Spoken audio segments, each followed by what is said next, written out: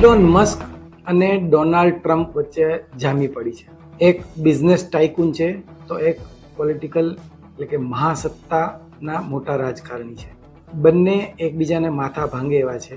ચૂંટણી પહેલા મસ્ક ટ્રમ્પની જાળમાં ફસાયા, પણ હવે મસ્કની જાળમાં ટ્રમ્પ ફસાયા છે. બરાબર આ જ સમયે ભારતે મસ્કની કંપની સ્ટારલિંકને ઇન્ડિયામાં મંજૂરી પણ આપી દીધી છે.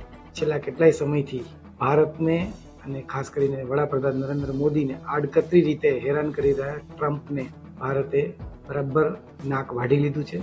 જો હોય તો નમસ્કાર.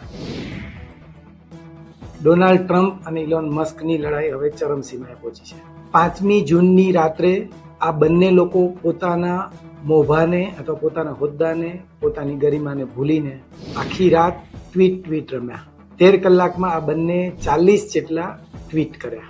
આનાથી અમેરિકાની છબી ખરડાઈ, ટેસ્લાના શેર ડાઉન થયા અને ડોલર પણ નબળો પડ્યો. અને કહેવાની જરૂર નથી કે ટ્રમ્પનું વર્ચસ્વ અથવા ટ્રમ્પનું માન કે મોભો કે અમેરિકાના રાષ્ટ્રપતિ પદની ગરિમા વધુ એકવાર ઘટી છે. પહેલા એ જાણીએ કે આ બંને વચ્ચે દોસ્તી ગાઢ કેવી રીતે બની હતી. ઇલોન મસ્ક આમ તો જો બાઇડનની ડેમોક્રેટિક પાર્ટીના સમર્થક હતા, પણ ચૂંટણી પ્રચારમાં ટ્રમ્પના કાન પાસેથી જે ગોળી ગઈ અને ટ્રમ્પ બચી ગયા, ત્યારે એક ગોળીએ ઇલોન મસ્કને એવો ચમકારો લાગ્યો કે આ માણસ ચૂંટણી જીતશે.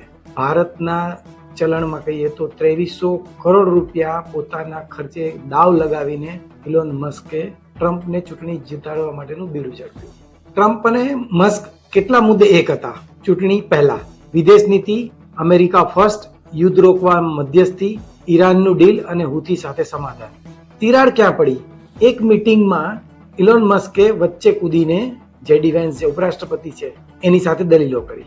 ટ્રમ્પે કેવું પડ્યું કે તમે માત્ર સલાહ આપવાનું કામ કરો, નિર્ણય તો કેબિનેટનો અને મંત્રી જ લેશે.